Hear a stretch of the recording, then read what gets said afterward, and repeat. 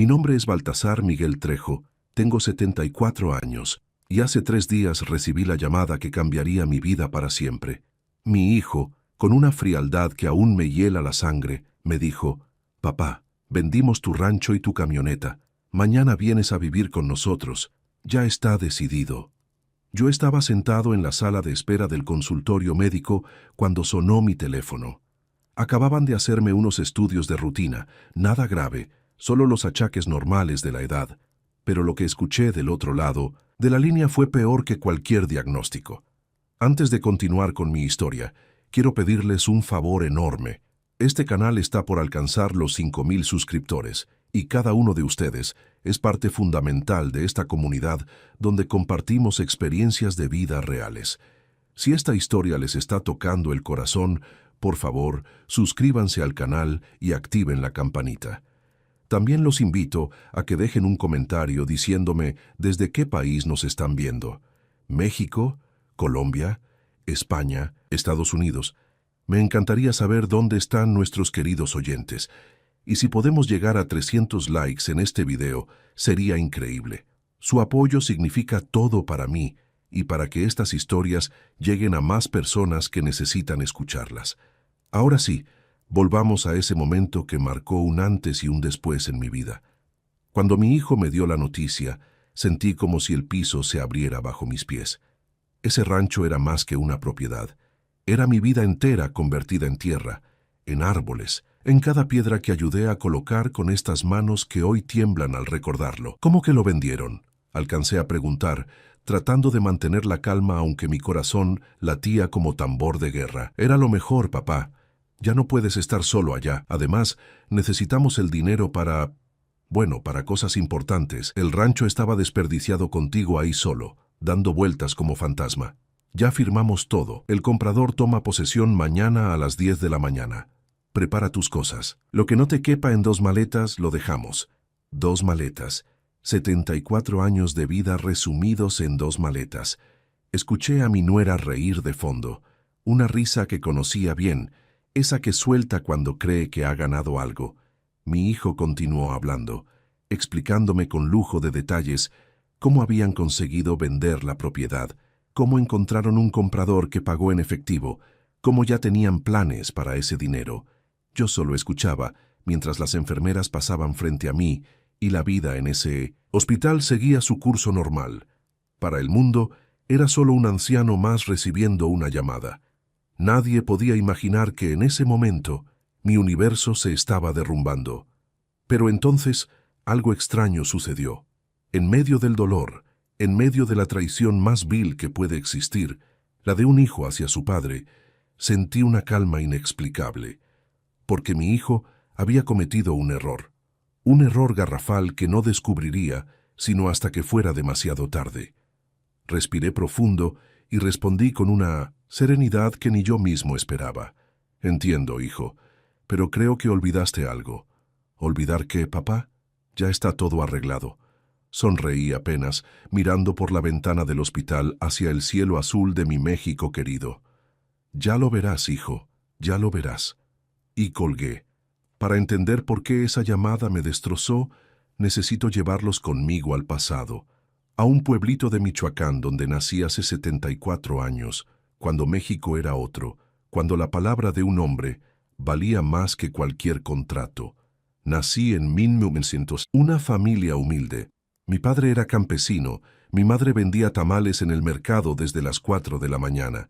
Éramos 6 hermanos, y la pobreza no era algo que nos visitara de vez en cuando. Vivía con nosotros, compartía nuestra mesa, dormía en nuestro petate. Recuerdo mis pies descalzos caminando 5 kilómetros hasta la escuela. Recuerdo el hambre, esa que te hace ver manchas negras y te obliga a apretar el estómago con un mecate para engañarlo. Pero también recuerdo algo más importante. Recuerdo la dignidad de mi padre, que jamás robó un centavo a nadie, que pagaba sus deudas aunque tuviera que trabajar doble turno. A los 12 años dejé la escuela, no porque quisiera, sino porque había que comer. Comencé trabajando en el campo, bajo un sol que te pela la espalda y te convierte la piel en cuero. Luego me fui de albañil a la ciudad, Guadalajara primero, después la Ciudad de México. Trabajé en construcción durante 20 años. 20 años levantando edificios que nunca podría pagar, casas hermosas para familias que nunca me verían como su igual. Me rompí la espalda cargando bultos de cemento. Me corté las manos con varillas oxidadas. Me caí de un andamio y estuve 3 meses sin poder trabajar, viviendo de la caridad de mis compañeros. Pero jamás me rendí. A los 28 años conocí a Guadalupe, mi Lupita. Era mesera en una fonda cerca de la obra. Tenía unos ojos que parecían contener todo el cielo de México y una sonrisa que hacía que valiera la pena cada gota de sudor, cada amanecer levantándome con el cuerpo adolorido. Nos casamos con lo opuesto. Ella con un vestido que le prestó su hermana, yo con el único traje que tenía, remendado por mi madre.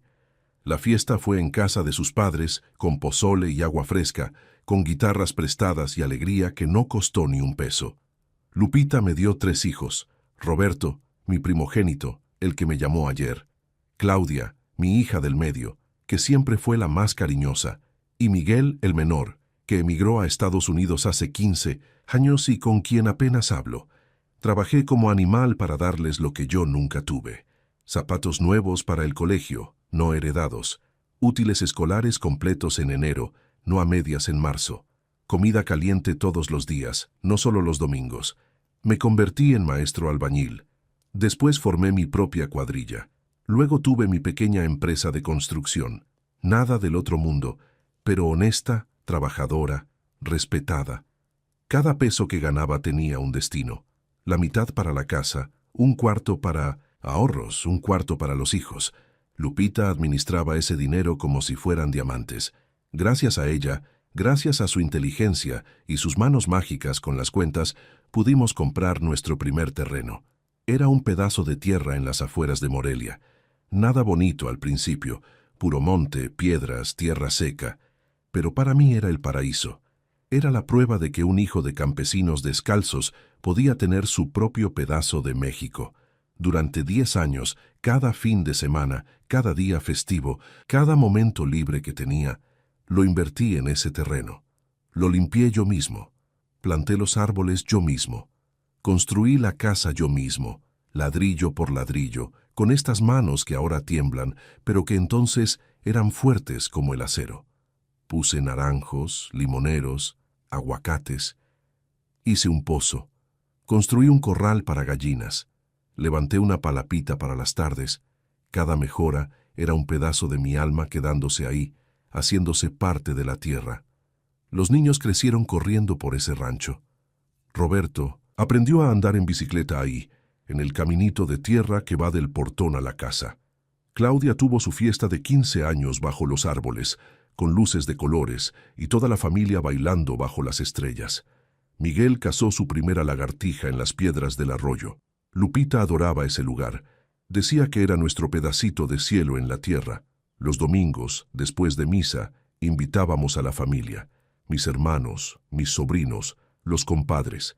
Hacíamos carnitas en el patio. Los niños jugaban fútbol.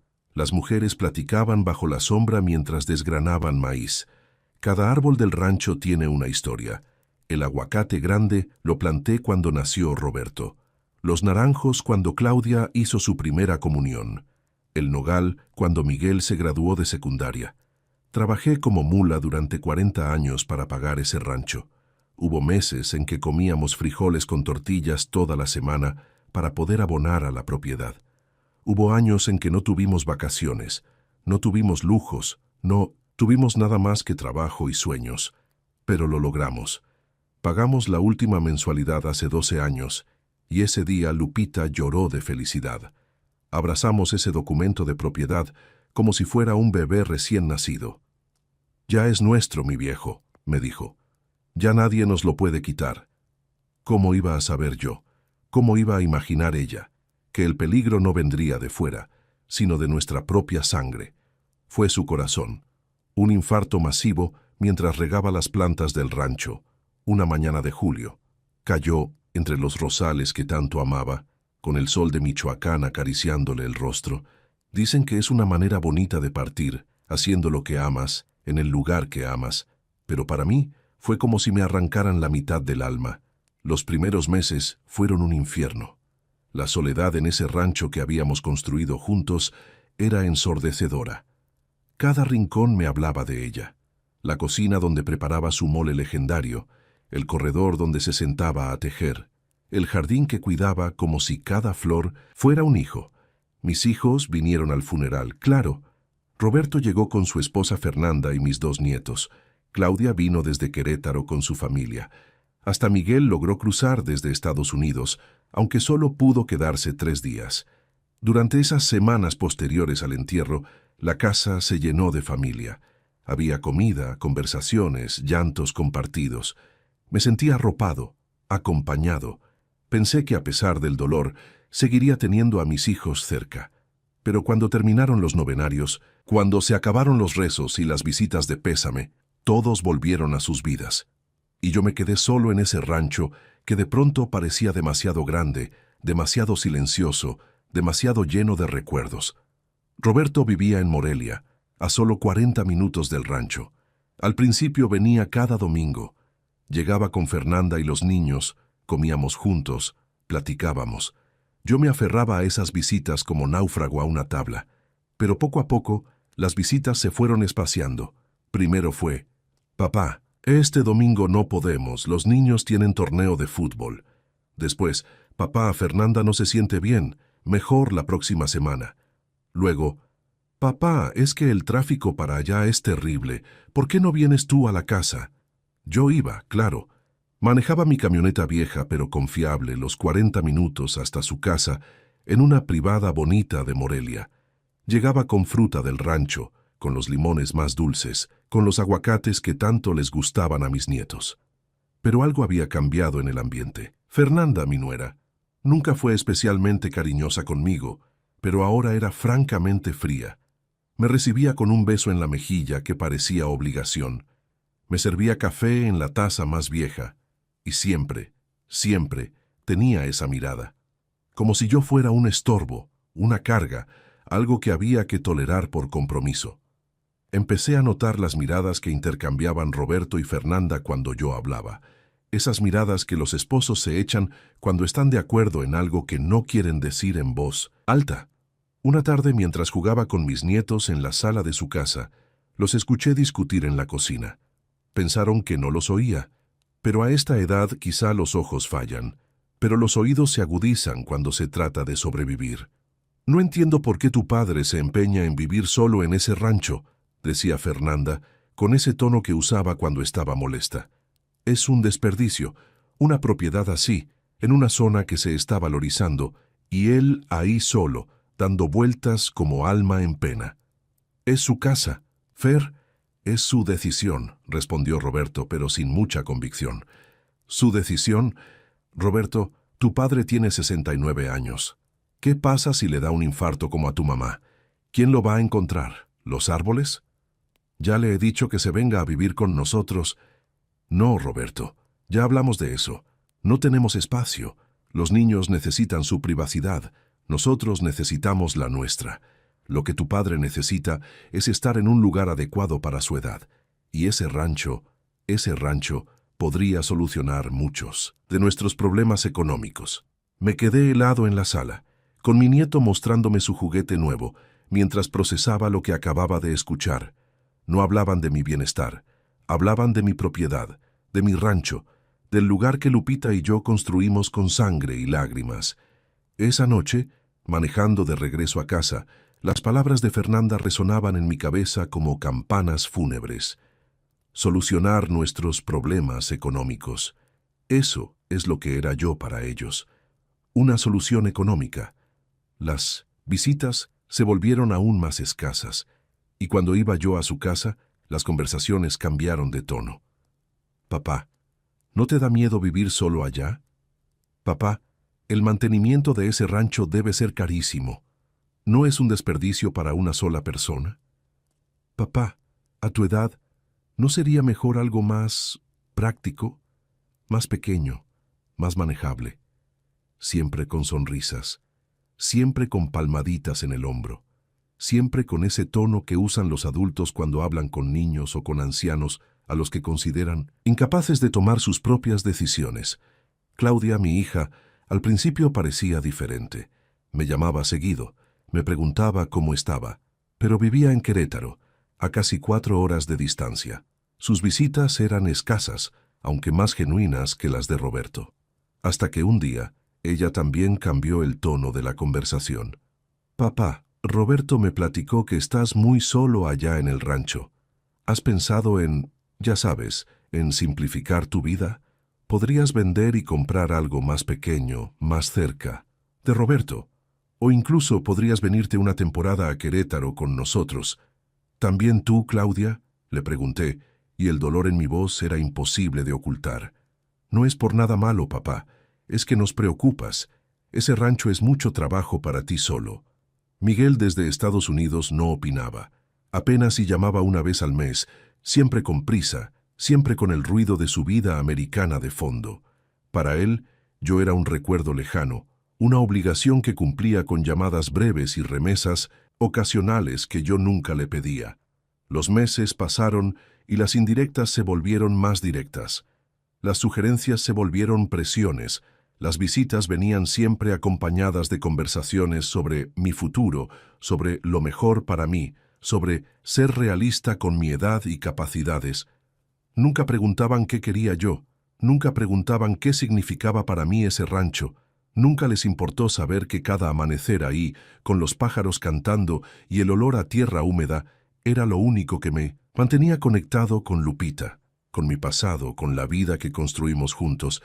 Para ellos yo era un viejo terco, aferrado a algo que ya no tenía sentido. Para mí, defender ese rancho era defender mi dignidad, mi historia, mi derecho a decidir sobre mi propia vida. Pero la presión seguía aumentando, y yo, ingenuo de mí, todavía creía que el amor de un padre hacia sus hijos eventualmente sería correspondido con respeto y consideración. No tenía idea de lo equivocado que estaba. El verdadero golpe llegó hace 6 meses, en una reunión familiar que jamás olvidaré. Roberto me llamó un martes por la tarde. Su voz sonaba extrañamente animada, casi forzadamente alegre. «Papá, este sábado vamos a hacer una carne asada en la casa. Van a estar Claudia y su familia, van a venir desde Querétaro. Hace mucho que no nos reunimos todos, ¿verdad? Tienes que venir. Los niños te extrañan». Me emocioné, lo confieso. Hacía meses que no tenía una reunión familiar completa. La soledad del rancho me estaba consumiendo lentamente, como óxido devorando metal. Pensé que quizá, solo quizá, las cosas estaban volviendo a la normalidad. Llegué el sábado a mediodía, con una canasta llena de aguacates, limones y naranjas del rancho. También llevé una botella de tequila bueno, de ese que guardaba para ocasiones especiales. Pero desde que crucé la puerta, algo se sintió raro. Fernanda me recibió con una sonrisa que no llegaba a sus ojos. Los niños me saludaron distraídamente y volvieron corriendo sus videojuegos. Claudia y su esposo ya estaban ahí sentados en la sala con cervezas en la mano. El ambiente era tenso, como esos momentos antes de una tormenta, cuando el aire se vuelve pesado y difícil de respirar. «Papá, qué bueno que llegaste», dijo Roberto, dándome una palmada en la espalda que se sintió más como un empujón. «Pon las cosas en la cocina y ven, queremos platicar contigo de algo importante». «¿Importante?», pregunté, mientras dejaba la canasta sobre el mueble. «Sí, papá, siéntate, por favor». Me senté en el sillón que siempre me asignaban, el más viejo, el que tenía un resorte salido que se te enterraba en la espalda. Roberto y Claudia se acomodaron frente a mí, como jueces ante un acusado. Fernanda se quedó de pie, con los brazos cruzados. El esposo de Claudia simplemente miraba su cerveza, incómodo. «Papá», comenzó Roberto, usando ese tono pausado que usan los que creen que están hablando con alguien que no entiende bien las cosas. «Hemos estado hablando mucho entre nosotros, sobre ti, sobre tu situación». «¿Mi situación?», repetí sintiendo que mi corazón comenzaba a latir más rápido. «Sí, papá, tu situación. Llevas 5 años viviendo solo en ese rancho. Ya tienes 74 años. No es seguro, no es sano y francamente no es inteligente». Claudia intervino con esa voz suave que usaba cuando quería convencer a sus hijos de tomar medicina. «Papá, te queremos mucho. Por eso nos preocupa verte ahí solo. Ese rancho es demasiado grande. El mantenimiento es caro. ¿Qué pasa si te enfermas?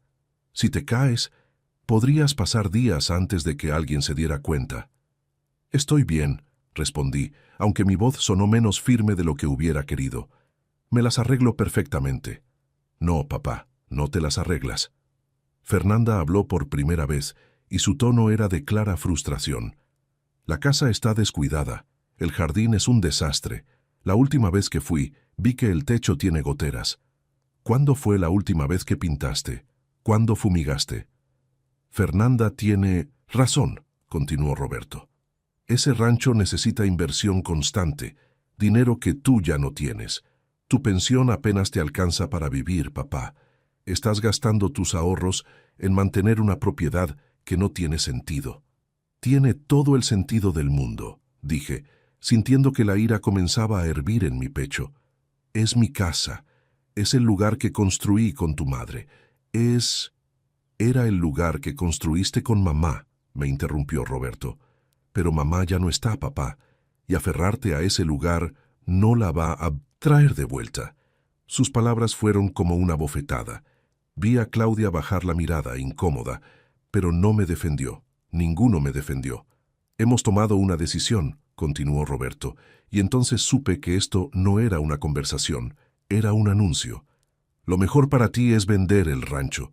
Con ese dinero puedes comprar un departamento pequeño aquí en Morelia, cerca de nosotros, o incluso, si prefieres, puedes quedarte una temporada con nosotros mientras buscamos algo adecuado.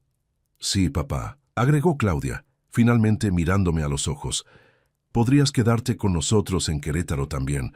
Tenemos el cuarto de servicio que está desocupado. No es muy grande, pero es cómodo. El cuarto de servicio. Mi hija me estaba ofreciendo el cuarto de servicio de su casa. No voy a vender mi rancho, dije con toda la firmeza que pude reunir. Papá, no estás siendo razonable. La voz de Roberto subió de tono. Ese rancho se está cayendo a pedazos. Tú no puedes mantenerlo. Y además, hizo una pausa significativa. Además, ese rancho vale mucho dinero, mucho. La zona se está desarrollando. Hay interés de constructores. Podrías sacar muy buen precio. Ah, dije, y todo cobró sentido. Entonces de eso se trata, del dinero. No es solo por el dinero, papá. Fernanda se acercó, gesticulando con las manos. Pero seamos honestos. Roberto y yo tenemos gastos enormes. Los niños están en colegios caros. Tenemos deudas. Claudia también tiene sus necesidades. Ese dinero del rancho podría ayudar a toda la familia, incluso a ti mismo, para tener una vejez más cómoda. Una vejez más cómoda, repetí, saboreando la ironía, en el cuarto de servicio. Papá, no te pongas así. Roberto se frotó la cara frustrado.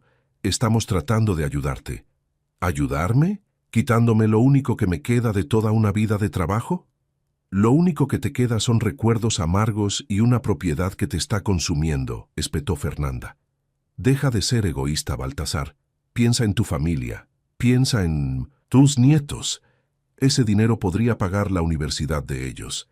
Fernanda, le advertí Roberto, pero ella ya había abierto la caja de Pandora.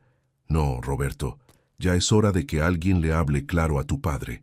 Es un viejo terco que prefiere pudrirse solo en ese rancho antes que hacer algo útil por su familia. ¿Qué va a pasar con esa propiedad cuando te mueras, Baltasar? ¿La vas a enterrar contigo? El silencio que siguió fue sepulcral. Hasta los niños habían dejado de hacer ruido en el otro cuarto. Miré a mis hijos esperando que dijeran algo, que defendieran a su padre de semejante humillación. Pero Roberto solo miraba al suelo, y Claudia tenía lágrimas en los ojos, pero tampoco habló. Me levanté despacio, sintiendo cada uno de mis 74 años pesando sobre mis huesos. Ya veo cómo están las cosas, dije, con una calma que ni yo sabía que tenía. Ya entiendo que soy para ustedes. No soy su padre. Soy un obstáculo entre ustedes y una propiedad que creen que les pertenece. Papá, no, Claudia finalmente habló. No, hija, ya dijeron lo que tenían que decir, y yo escuché muy bien. Caminé hacia la puerta, dejando atrás la canasta con las frutas de mi rancho, dejando atrás la botella de tequila, dejando atrás cualquier ilusión que hubiera tenido sobre el amor de mis hijos. Papá, no te vayas así. Roberto me siguió hasta la puerta. Piénsalo, Solo piénsalo. Habla con un notario. Verás que es lo mejor. Lo miré a los ojos, ese hijo que había cargado en mis hombros, ese niño al que enseñé a andar en bicicleta, ese hombre que había sido mi orgullo. Ya lo pensé, le dije, y ya tomé mi decisión. Manejé de vuelta al rancho con lágrimas quemándome los ojos, pero no eran lágrimas de tristeza, eran lágrimas de ira, de traición, de dolor tan profundo que no tenía nombre. Esa noche, sentado en el corredor de mi casa, mirando las estrellas que Lupita tanto amaba, tomé una decisión. Si querían guerra, tendrían guerra, pero sería en mis términos. Después de aquella reunión humillante, algo cambió en mí. No fue inmediato, no fue una revelación dramática, fue más bien como cuando amanece, gradual, inevitable, iluminando poco a poco lo que antes estaba en sombras. Durante las siguientes semanas, mis hijos llamaron varias veces. Roberto con ese tono conciliador que usaba cuando quería algo. Claudia con culpa en la voz, tratando de suavizar lo que había pasado. Pero yo respondía con monosílabos, con frases cortas, sin darles el placer de una conversación real. ¿Ya lo pensaste, papá? Sí, lo he pensado. Y sigo pensando. Los desesperaba. Podía sentir su frustración creciendo con cada llamada. Fernanda, según me contó un vecino que la vio en el mercado, andaba diciendo que yo estaba senil y terco como mula, que era una lástima que un hombre a mi edad no pudiera ver lo que era mejor para él. Pero yo no estaba siendo terco, estaba siendo estratégico. Verán, mis hijos cometieron un error fundamental. Creyeron que por ser viejo era tonto. Creyeron que 74 años de vida no me habían enseñado nada sobre la naturaleza humana, sobre la codicia, sobre cómo protegerse de los depredadores, incluso cuando esos depredadores comparten tu sangre. Una semana después de aquella reunión hice algo que había estado postergando desde que Lupita murió. Llamé a mi viejo amigo Heriberto Zamora, abogado retirado que había sido mi compadre durante más de 30 años. Nos encontramos en un café del centro de Morelia, lejos de miradas curiosas, lejos de cualquiera que pudiera contarle a mis hijos sobre nuestro encuentro. «Compadre», me dijo Heriberto cuando me vio llegar, «te ves terrible. ¿Qué te está pasando?» Le conté todo, cada detalle de las presiones, de las insinuaciones, de aquella reunión donde me trataron como si fuera un niño incapaz de manejar su propia vida. Heriberto escuchó en silencio, moviendo la cabeza de vez en cuando, sus ojos de abogado analizando cada palabra. Cuando terminé, se quedó callado un largo rato, revolviendo su café aunque ya se había enfriado. «Baltasar», dijo finalmente, «lo que me estás contando es más común de lo que crees. Cada semana veo casos así en el juzgado. Hijos que quieren quedarse con las propiedades de los padres antes de tiempo, pero tú tienes ventaja». «¿Cuál ventaja? Soy un viejo solo contra toda su familia». «Tu ventaja es que todavía estás lúcido, todavía tienes control de tus facultades y todavía no has firmado nada. Dime una cosa, ¿el rancho está a tu nombre?» «Sí, solo a mi nombre. Cuando Lupita murió quedó todo a mi nombre». «¿Testamento?» «Tengo uno viejo, donde dejo todo repartido entre los 3 hijos en partes iguales». Heriberto asintió, sus dedos tamborileando sobre la mesa en ese gesto que yo conocía bien. Estaba pensando, calculando, armando una estrategia. «Compadre, necesito que confíes en mí. Vamos a hacer algunos movimientos legales, nada ilegal, todo perfectamente dentro de la ley. Pero cuando tus hijos traten de hacer lo que creo que van a intentar hacer, se van a llevar una sorpresa». «¿Qué clase de sorpresa?» «Eso déjamelo a mí. Pero necesito que hagas exactamente lo que te voy a decir y que no le cuentes a nadie, absolutamente a nadie. ¿Puedes hacer eso?» Asentí. Por primera vez en meses sentí una chispa de esperanza. Durante las siguientes semanas, Heriberto y yo nos reunimos 3 veces más, siempre en lugares discretos, siempre con cuidado de no ser vistos. Firmé documentos, hice trámites en el Linas Encinda, registro público de la propiedad. Visité notarías en ciudades vecinas donde nadie me conocía. Cada paso estaba calculado. Cada documento, cada firma, cada movimiento era una pieza en un tablero de ajedrez que mis hijos ni siquiera sabían que estábamos jugando. Lo más importante, me advirtió Heriberto en nuestra última reunión, es que actúes normal. Si sospechan que estás haciendo algo, podrían apresurarse. Necesitamos que se confíen, que crean que eres el viejo fácil de manipular que piensan que eres. Así que eso hice. Actué como el padre derrotado, cansado, que poco a poco estaba cediendo a la presión. Cuando Roberto llamaba, yo suspiraba profundo antes de responder. Dejaba que mi voz sonara más cansada, más quebrada. Le decía cosas como: «Ay, hijo, ya no sé qué hacer. Esta casa es mucha responsabilidad para mí solo». Podía escuchar la emoción mal disimulada en su voz cuando respondía: «Lo sé, papá. Por eso te decimos que vendas. Es lo mejor». «Quizá tengas razón», le decía, arrastrando las palabras. «Quizá ya es hora de soltar todo esto». Estaba interpretando el papel de mi vida. El viejo vencido, el padre exhausto, que finalmente se rinde ante la presión de sus hijos. Y ellos se lo tragaban completo. Fernanda, según supe después, ya estaba mostrando fotos del rancho a posibles compradores. Ya tenía tasadores haciendo cálculos. Ya estaba gastando mentalmente el dinero que creía que pronto sería suyo. Claudia, mi pobre Claudia, me llamó llorando una noche. «Papá, siento mucho cómo te hablamos ese día. Fue horrible. Pero entiendes que solo queremos lo mejor para ti, ¿verdad?» «Lo sé, hija», le respondí con voz temblorosa. «Lo sé, y tienen razón. Tal vez ya es hora de que un viejo como yo acepte que no puede con todo». «Oh, papá, te queremos mucho. Ya verás que todo va a estar bien. Vas a estar más tranquilo, más cerca de nosotros. Más cerca de ustedes, en el cuarto de servicio, como un mueble viejo que hay que guardar en algún lado».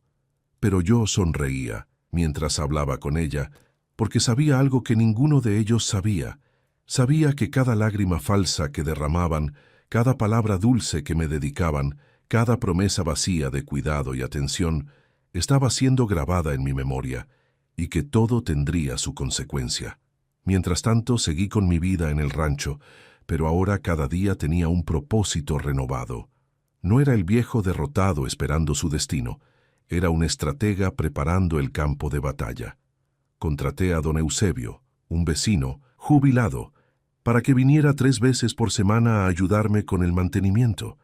Reparamos el techo, pintamos las paredes, limpiamos el jardín, podamos los árboles. El rancho comenzó a verse mejor que nunca. «¿Para qué tanto trabajo, don Baltasar?», me preguntó Eusebio un día mientras lijábamos las ventanas. «Si va a vender, ¿para qué invertir tanto?». «Precisamente por eso, Eusebio», le respondí con una sonrisa, «porque voy a vender». Pero lo que no le dije era a quién iba a venderle y en qué términos. También comencé a documentar todo, cada llamada de Roberto presionándome, cada comentario de Fernanda sobre mi incapacidad, cada vez que trataban de convencerme de firmar papeles sin leer. Heriberto me había enseñado que en los tribunales la evidencia lo es todo. Un día Roberto apareció sin avisar en el rancho, traía un folder lleno de papeles. «Papá, le pedí a un amigo notario que preparara unos documentos, solo para agilizar el proceso cuando decidas vender. Ya sabes, para que todo sea más rápido y no tengas que preocuparte por trámites». Revisé los papeles, fingiendo que apenas podía entender las letras pequeñas. En realidad, después de semanas con Heriberto, sabía exactamente qué era cada documento. Era un poder notarial. Si yo firmaba eso, Roberto tendría control total sobre mi propiedad. Podría vender sin mi consentimiento. Podría disponer del dinero como quisiera. «Esto parece muy complicado, hijo», le dije, devolviéndole los papeles. «Déjame pensarlo». «Pero, papá, no hay nada que pensar. Es solo un trámite, para facilitarte las cosas». «Aún así, hijo, a mi edad, uno debe ser cuidadoso con lo que firma. Tu madre siempre me decía: Baltasar, nunca firmes nada sin leerlo 3 veces. Vi la frustración en su rostro, pero no podía hacer nada, no sin revelar sus verdaderas intenciones. «Está bien, papá, piénsalo, pero no tardes mucho. Las oportunidades no duran para siempre». «Lo sé, hijo, lo sé muy bien». Después de que se fue, llamé a Heriberto. «Compadre, ya intentaron que firmara un poder notarial». «Perfecto», respondió Heriberto, y en su voz había satisfacción. Eso es exactamente lo que necesitábamos. Ahora sabemos que van a acelerar las cosas. Es hora de la siguiente fase. ¿Qué sigue? Ahora, compadre, nos preparamos para el gran final, y te aseguro que será uno que nunca olvidarán. Esa noche, sentado en mi corredor favorito, mirando el cielo estrellado de Michoacán, sentí algo que no había sentido en mucho tiempo. No era felicidad exactamente. Era algo más profundo, más oscuro, pero también más satisfactorio. Era justicia esperando su momento, y ese momento estaba cada vez más cerca. El golpe final vino 3 meses después, exactamente como Heriberto lo había predicho. Era un martes por la tarde. Yo estaba en Morelia, en el consultorio del médico para mis revisiones de rutina. Nada serio, solo los estudios normales que uno se hace a mi edad. Presión arterial, análisis de sangre, las cosas que te recuerdan que el reloj sigue corriendo. Estaba sentado en la sala de espera hojeando una revista vieja cuando sonó mi teléfono. Era Roberto. «Papá, ¿dónde estás?» Su tono era diferente. No era la voz conciliadora de los últimos meses. Era directa, casi triunfal. «En el médico, hijo. Mis estudios de rutina». «Perfecto. Necesito que sepas algo. Vendimos el rancho». El corazón me dio un vuelco, aunque yo sabía que este momento llegaría. Heriberto me había preparado para esto, pero escucharlo, oír esas palabras saliendo de la boca de mi propio hijo, fue como recibir un puñetazo en el estómago. «¿Qué dijiste?» «Lo que oyes, papá. Vendimos el rancho y tu camioneta también. Encontramos un comprador excelente, pagó muy bien, en efectivo. Mañana vienes a vivir con nosotros. Ya está todo decidido». «Roberto, ¿cómo? ¿Cómo?» «Muy fácil, papá. ¿Recuerdas ese poder notarial que te llevé hace 3 meses? Bueno, resulta que mientras tú lo pensabas, yo encontré otra manera. Hablé con un médico amigo mío que certificó que tienes deterioro cognitivo. Con esa certificación y algunos otros documentos, conseguí que un juez me declarara tu tutor legal temporal. Técnicamente, ahora yo manejo tus bienes hasta que se demuestre lo contrario». Escuché a Fernanda reír de fondo, esa risa aguda, victoriosa que me taladraba los oídos. «El comprador toma posesión mañana a las 10 de la mañana», continuó Roberto. «Así que tienes hasta esta noche para empacar tus cosas. Lo que no te quepa en 2 maletas, se queda. De todos modos, en la casa no tenemos espacio para tantas chucherías de viejo». 2 maletas. 74 años resumidos en 2 maletas. «Roberto», mi voz salió más tranquila de lo que esperaba. «¿Hiciste todo esto a mis espaldas?» «No fue a tus espaldas, papá. Fue por tu bien. Eres incapaz de tomar decisiones racionales. Alguien tenía que hacerlo por ti. Y como tu hijo mayor, esa responsabilidad me corresponde». «Ya veo. El dinero de la venta está seguro. Lo vamos a invertir sabiamente. Una parte para los estudios de tus nietos, otra parte para solucionar nuestros problemas económicos. Y no te preocupes, también vamos a guardar algo para tus gastos mientras vivas con nosotros». «Qué generoso de tu parte». «No seas sarcástico, papá. Esto es lo mejor para todos. Ya verás que en unos meses nos lo vas a agradecer. Mañana paso por ti al rancho a las 8 de la mañana. Ten todo listo». Hubo un silencio. Podía imaginarme a Roberto del otro lado, sonriendo, creyendo que había ganado, creyendo que el viejo tonto de su padre finalmente había sido derrotado. «Roberto», dije suavemente, «creo que olvidaste algo». «¿Olvidar qué?» «Ya está todo arreglado, papá. Firmado, sellado, legal». «¿Legal? ¿Estás seguro de eso?» «Completamente seguro. Mi abogado revisó todo. Es impecable». «Hijo». Y ahora yo también sonreí, aunque él no podía verme. «¿Ese comprador que encontraste, ya le pagó?» «En efectivo, todo el monto. Está depositado en una cuenta que yo manejo, como tu tutor». «¿Y ese comprador ya fue al rancho? ¿Ya verificó la propiedad?» «Va mañana a las 10 a tomar posesión». «¿Por qué preguntas tanto, papá? ¿Qué importa?» «Importa mucho, hijo, porque el rancho que le vendiste ya no existe». Silencio al otro lado de la línea. Un silencio tan profundo que podía escuchar mi propio corazón latiendo. «¿Qué dijiste?» «Lo que oyes. El rancho que tú vendiste, el que está registrado a mi nombre según los documentos que conseguiste con tu juez amigo, ese rancho ya no es mío. Estás mintiendo, estás senil. El rancho está a tu nombre, lo verificamos. Estaba a mi nombre. Hace 4 meses que lo doné. ¿Qué? Ahora su voz era un grito. Podía imaginar su cara enrojeciendo, sus ojos saliéndose de las órbitas. Hace 4 meses, después de aquella linda reunión donde me trataron como basura, decidí hacer algunos cambios. Doné el rancho a una fundación sin fines de lucro, una organización que cuida a ancianos abandonados. Qué irónico, ¿verdad? Eso es imposible. Lo habríamos visto en el registro. Lo habrían visto si hubieran buscado bien, pero ustedes solo buscaron mi nombre en las propiedades actuales. El rancho se transfirió legalmente hace meses. Tengo todos los documentos, todos los sellos, todo perfectamente legal. Mucho más legal, de hecho, que esa tutela fraudulenta que conseguiste. Papá, no puedes hacer esto. Le vendimos a un comprador. Nos dio el dinero. Ah, sí, sobre eso. Vendiste una propiedad que no te pertenecía, que ni siquiera me pertenecía a mí ya. ¿Sabes cómo se llama eso, hijo? Fraude, estafa, delito federal. Escuché a Fernanda gritar en el fondo. Escuché cosas romperse. Escuché el caos desarrollándose al otro lado del teléfono. Pero el dinero. La voz de Roberto ahora era un gemido. El dinero que ese señor te dio, tendrás que devolverlo. Con intereses, probablemente. Y considerando que ya lo gastaste mentalmente en pagar tus deudas y las colegiaturas de los niños, imagino que tendrás un problema bastante grande. Esto es tu culpa, tú nos obligaste, tú con tu terquedad. No, hijo, yo simplemente protegí lo que era mío. Ustedes fueron los que decidieron robarle a su propio padre y ahora van a enfrentar las consecuencias. Voy a demandarte, ¿Vas a qué? ¿Demandarme por proteger mi propiedad? ¿Por donarla legalmente a quien yo quise? Adelante. De hecho, tengo un abogado esperando exactamente eso. Se llama Heriberto Zamora, quizá lo recuerdes. Fue padrino de tu bautizo. Otro silencio. Pero este era diferente.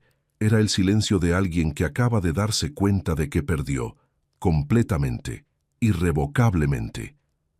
Ah, y otra cosa, hijo. Esa certificación médica que conseguiste sobre mi supuesto deterioro cognitivo. Mi doctor tiene listo un informe completo sobre mi perfecta salud mental. De hecho, está aquí conmigo ahora mismo.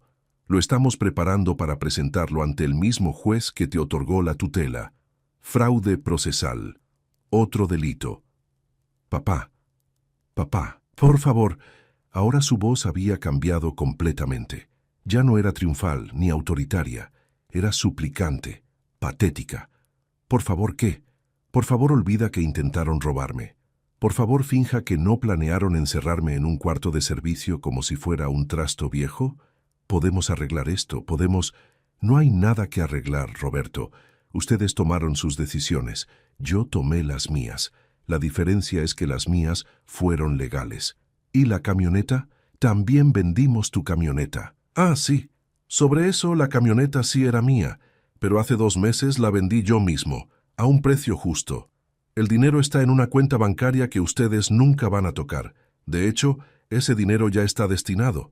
Mitad para la fundación que ahora es dueña del rancho, mitad para Claudia. ¿Para Claudia? ¿Por qué para ella? Porque a pesar de todo, ella al menos tuvo la decencia de sentirse culpable. Y porque su participación en esto fue por debilidad, no por maldad, a diferencia de ti. Papá, tienes que entender... No, hijo, tú tienes que entender.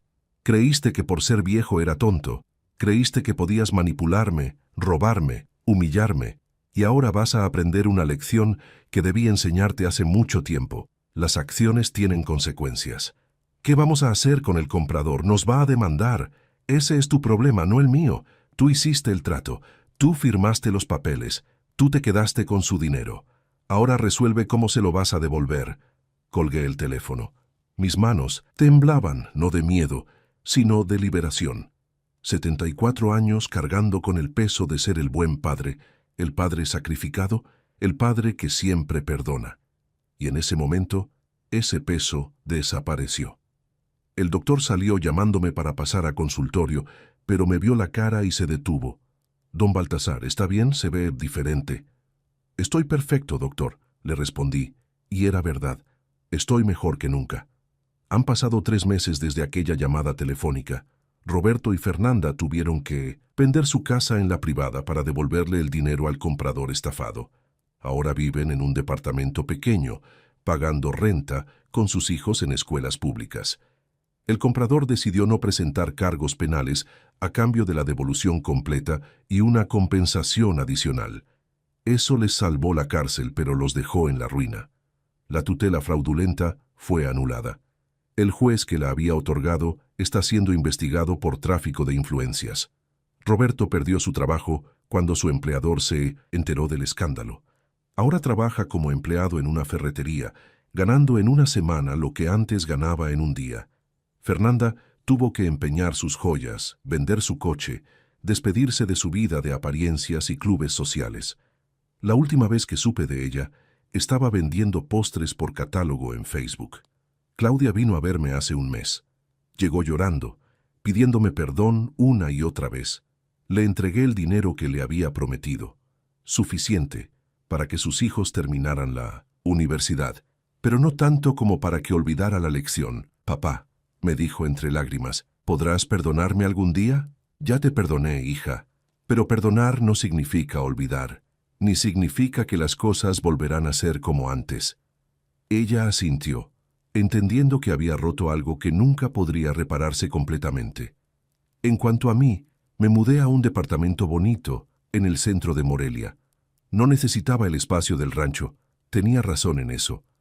Pero la diferencia es que fue mi decisión, no la de ellos. Visito el rancho una vez a la semana. La fundación lo convirtió en un hogar para ancianos abandonados por sus familias. Hay 12 residentes ahora, todos con historias similares a la mía.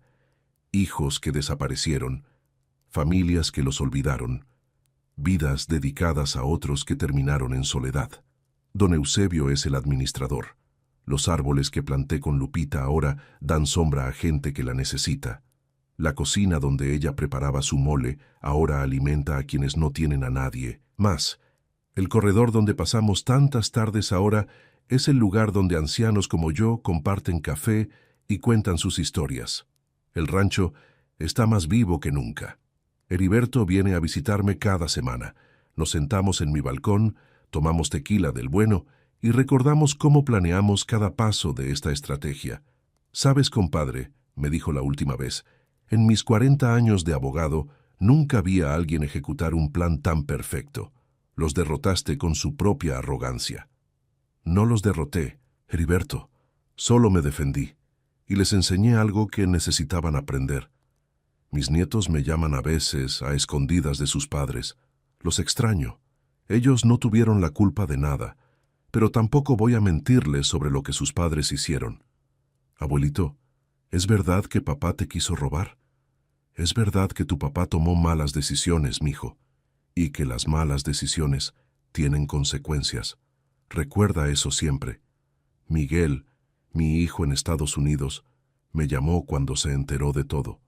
Se disculpó por haber estado ausente, por no haber estado ahí para defenderme. Papá, si necesitas algo, lo que sea, dímelo. Puedo mandar dinero, puedo... No necesito nada, hijo. Solo necesito que aprendas de los errores de tu hermano, que nunca olvides de dónde vienes, que nunca menosprecies a quienes te dieron la vida. Esta mañana, mientras tomaba café en mi balcón, me llegó un mensaje de Roberto, el primero en 3 meses. Papá, solo quería decirte que entiendo por qué hiciste lo que hiciste. No espero que me perdones, solo quiero que sepas que lo entiendo. No le respondí. Quizá algún día lo haga, quizá no. El tiempo dirá si su arrepentimiento es genuino o si solo es producto de su ruina. Lo que sí sé es esto. Pasé 74 años siendo el hombre que todos esperaban que fuera. El padre sacrificado, el trabajador incansable, el que siempre perdona, el que siempre da sin esperar nada a cambio. Pero ese hombre permitía que lo pisotearan. Ese hombre confundía el amor con la debilidad. Ese hombre creía que el sacrificio por sí solo merecía respeto. Me equivoqué. El respeto no se mendiga, se exige. La dignidad no se negocia, se defiende. Y el amor de un padre, por más profundo que sea, no debe ser incondicional cuando los hijos cruzan ciertas líneas. Hay quienes dirán que fui cruel, que un padre debe perdonar siempre, sin importar qué. A ellos les digo, caminen un día en mis zapatos. Dejen que sus hijos los traten como estorbo. Dejen que vendan su vida sin su permiso. Dejen que los reduzcan a 2 maletas y un cuarto de servicio. Y entonces me dicen si el perdón es suficiente. La justicia no siempre es bonita, a veces es dolorosa, a veces separa familias, a veces deja cicatrices permanentes, pero es necesaria, porque si no nos defendemos, si no ponemos límites, si no hacemos valer nuestra dignidad, entonces estamos enseñándole al mundo que está bien pisotearnos. Y esa no es una lección que ningún padre debería dejar a sus hijos. Me llamo Baltasar Miguel Trejo, tengo 74 años, y esta es mi historia. Si están viendo esto y tienen padres vivos, llámenlos, visítenlos. No esperen a que sea demasiado tarde para decirles que los aman. Y si son padres, recuerden, amar no significa ser débil, sacrificarse no significa ser pisoteado, y defender tu dignidad no te hace mal padre, te hace humano. Gracias por escuchar mi historia. Si llegaron hasta aquí, les pido que compartan este video, que le den like, que comenten qué les pareció, porque historias como esta necesitan ser contadas para que otros aprendan, para que otros se defiendan, para que otros sepan que nunca es tarde para exigir respeto. Nos vemos en la próxima historia.